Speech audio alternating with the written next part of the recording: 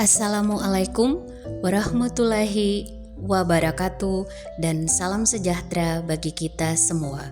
Perkenalkan, saya Sofia Putih Halat, calon guru penggerak Angkatan 9 SMA Negeri 3 Seram bagian Barat. Pada video saya kali ini, saya akan berbagi praktik baik bersama rekan-rekan guru di sekolah saya tentang budaya positif. Bapak Ibu guru hebat, selamat menyaksikan. Saya di hari ini, praktik baik saya di hari ini, ada pertanyaan yang akan kita jawab bersama-sama. Kalau siswa itu terlambat disuruh membersihkan WC, Bapak Ibu setuju atau tidak? Menurut siswa untuk membersihkan WC itu merupakan suatu pemulihan bagi siswa, sehingga sama saja kita mematikan karakter anak dalam padahal harusnya kita mendidik anak itu untuk menjadi yang lebih baik. Terima kasih. Jika siswa yang terlambat itu harus dipukul, menurut saya ketika siswa terlambat kita tidak perlu memberikan tindakan pukul atau kekerasan, karena itu akan membuat siswa menjadi kebal dan dia akan melakukan hal itu berulang-ulang secara bersama-sama. Jadi Bapak dan Ibu, kita yang pertama ini kita akan melihat tentang konsep disiplin positif. Nah, disiplin positif itu ada dua pendapat yang disampaikan. Menurut yang pertama Kak Ade atau Ki Hajar Dewantara, beliau menyatakan bahwa disiplin itu self disiplin, artinya harus berasal dari dalam diri, bukan dari luar. Beliau mengatakan bahwa kita merdeka itu berarti bukan saja kita terbebas dari perintah, tapi kita harus memerintah diri sendiri. Sedangkan menurut Dian Gosen, seseorang belajar tentang disiplin itu harus seperti murid. Artinya kalau murid atau pengikut berarti dia tahu dia ikut kegiatan ini dia untuk apa. Dengan demikian disiplin itu harus termotivasi dari dalam diri. Lalu kalau kita siswa yang terlambat kita pukul, kita suruh membersihkan WC, apakah itu termotivasi dari dalam diri ataukah kita memotivasi dia atau termotivasi dari luar? Nilai-nilai disiplin positif itu akarnya di mana? Akarnya itu adalah nilai kebajikan universal. Nah, nilai kebajikan universal ini Bapak dan Ibu merupakan payung besar dalam berperilaku profil pelajar Pancasila. Nilai-nilai kebajikannya apa? Yang pertama itu ada beriman dan bertakwa kepada Tuhan Yang Maha Esa, kemudian berkebinekaan global, gotong royong, mandiri, kreatif, dan bernalar kritis. Itu adalah nilai-nilai kebajikan universal yang mendorong, memotivasi kita baik sebagai guru maupun sebagai siswa supaya kita membiasakan yang namanya disiplin positif. Dan dari nilai kebajikan universal itu, maka sebenarnya ada tiga motivasi perilaku manusia. Ini juga masih menurut Gosen tadi. Yang pertama, seseorang melakukan sesuatu itu karena menghindari ketidaknyamanan, atau yang kedua ingin mendapatkan penghargaan dari orang lain. Nah, Bapak dan Ibu, motivasi satu dan yang kedua ini motivasi intrinsik atau intrinsik? ekstrinsik. Iya, motivasi dari luar. Nah, yang ketiga, menjadi orang seperti yang mereka inginkan dan menghargai diri sendiri. Ini motivasi intrinsik atau intrinsik, Bapak dan Ibu? Ya, dari dalam ya. Nah, sekarang ada pertanyaan. Dari ketiga jenis motivasi yang tadi disampaikan Bapak dan Ibu, menurut Bapak dan Ibu, motivasi mana yang saat ini paling banyak mendasari perilaku murid-murid kita di sekolah? Kalau menurut saya motivasi yang terbesar di sekolah kami itu yang pertama, menghindari ketidaknyamanan atau hukuman. Kenapa? Karena anak-anak ketika mereka melihat guru dengan hukuman, yang pastinya mereka takut. Mereka takut itu bukan takut gurunya, tapi takut apapun Tuhan. Ini hukuman atau konsekuensi menurut Bapak dan Ibu. Yang pertama, siswa terlambat ke sekolah disuruh membersihkan WC. Oke, yang kedua, siswa menggantikan buku catatan temannya karena telah merobeknya. Konsekuensi. Oke, ada di posisi mana nih, memberikan hukuman atau konsekuensi? Konsekuensi, alasannya? Menurut saya kita harus konsekuensi sesuai dengan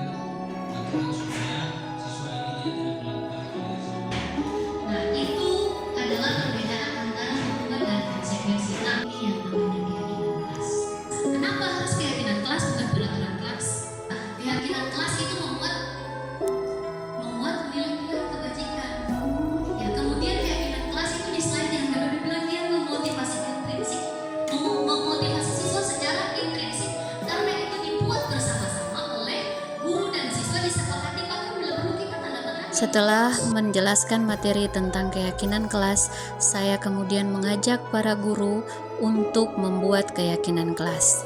Tahapan yang pertama adalah mengajak siswa berdiskusi bersama tentang keyakinan kelas yang akan dibuat. Tahapan yang kedua adalah membuat atau menggantikan pernyataan-pernyataan negatif menjadi pernyataan positif. Selanjutnya, menentukan atau membuat nilai kebajikan dari nilai-nilai keyakinan kelas yang telah disepakati bersama oleh guru dan siswa. Pada tahapan berikutnya, membuat tabel T, yaitu tampak seperti dan tidak tampak seperti. Juga membuat tabel Y, yaitu terlihat, terdengar, dan berperilaku. Dan Ibu, menurut diagnosis itu ada 5 posisi kontrol yang dimiliki oleh seorang guru. Yang pertama, penghukum. Nah, posisi ini biasanya guru menggunakan hukuman fisik ya, maupun verbal. Penghukum, ada suara tinggi, menunjuk. Ya, yang kedua, pembuat rasa bersalah. Itu nadanya tidak tinggi Bapak dan Ibu, nadanya lembut. Tapi kadang itu sangat menusuk, membuat siswa tidak percaya diri. Kemudian ada posisi teman, sudah tidak apa-apa, nanti baru guru yang menyelesaikan, nanti guru yang menyelesaikan. Posisi teman. Nah, ini tidak akan menyakiti murid, tapi dia berusaha supaya tetap memahami murid. Nah, kemudian yang berikut, posisi sebagai pemantau. Pemantau berarti memonitor yang Bapak dan Ibu. Nah, misalnya ada siswa yang terlambat, kemudian dalam bentuk berikutnya Bapak Ibu langsung bilang seperti ini, kamu terlambat, kamu sudah tahu kan apa yang harus kamu lakukan? Ya Pak, apa itu yang harus kamu lakukan? Saya harus mengejar ketertinggalan saya, dengan cara saya tidak pulang, yang lainnya boleh pulang tapi saya tinggal. Itu posisi pemantau. Nah, yang berikut itu posisi manajer. Itu yang namanya manajer berarti dia berbuat sesuatu itu bersama murid ya. Jadi nanti ada tahapan-tahapan di proses manajer ini yang menentukan bahwa guru adalah sebagai manajer. Sekarang Bapak dan Ibu, sesuai penjelasan di atas tuh, Bapak dan Ibu merasa bahwa Bapak dan Ibu ini sekarang ada di posisi mana?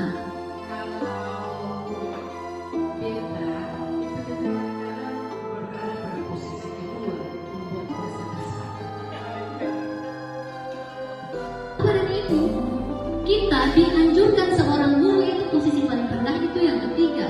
Yang pertama dan kedua jangan sekali Bapak dan Ibu. Kita harus mengetahui 5 kebutuhan dasar manusia ini disampaikan oleh dosen. Apa saja Bapak dan Ibu? Yang pertama, kebutuhan bertahan hidup, yaitu berkaitan dengan makan, minum, pakaian. Itu kebutuhan untuk bertahan hidup, itu yang pertama. Yang kedua, kasih sayang dan rasa diterima. Itu Bapak dan Ibu terkadang anak buat ulah di kelas itu mereka butuh perhatian. Itu kebutuhan. Kemudian yang ketiga, kebutuhan penguasaan.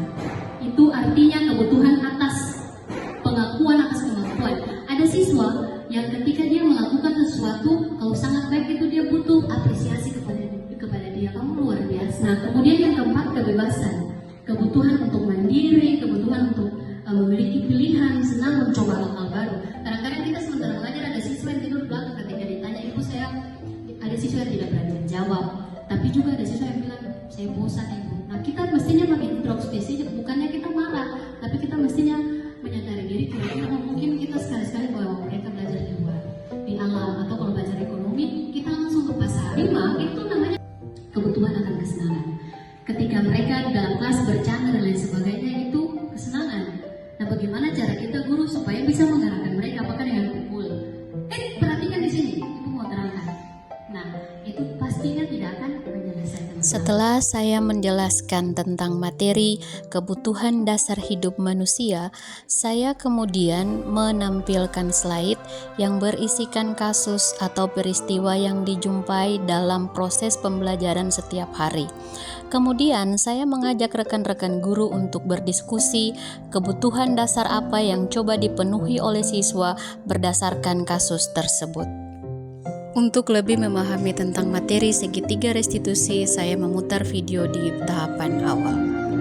Kamu terlambat ya nak? Ya Bu. Kamu pasti punya alasan mengapa kamu terlambat hari ini. Bu, maaf, saya bangun terlambat Bu.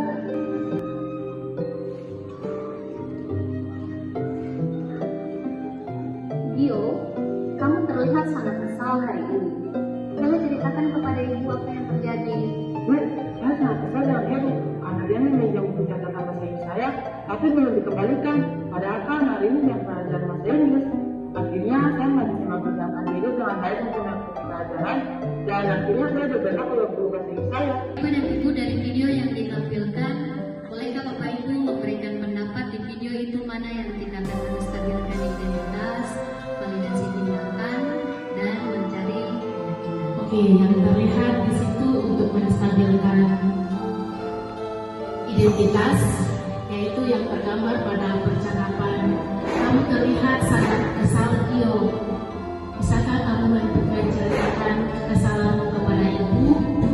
Kemudian Guru memberikan penguatan kepada siswa bahwa ibu paham, ibu mengerti apa yang kamu rasakan. Itu dia mengingatkan kembali bahwa buku catatan yang dia punya itu sangat penting baginya, sehingga jika engkau meminjamnya harus kembalikan kepadaku, karena saya akan mempergunakan itu dengan baik. Ibu, terima kasih banyak Bapak Ibu sudah membantu untuk menggunakan praktik baik. Kan Ibu guru hebat. Demikianlah praktik baik yang saya bagikan pada video saya kali ini. Semoga bermanfaat. Salam guru penggerak.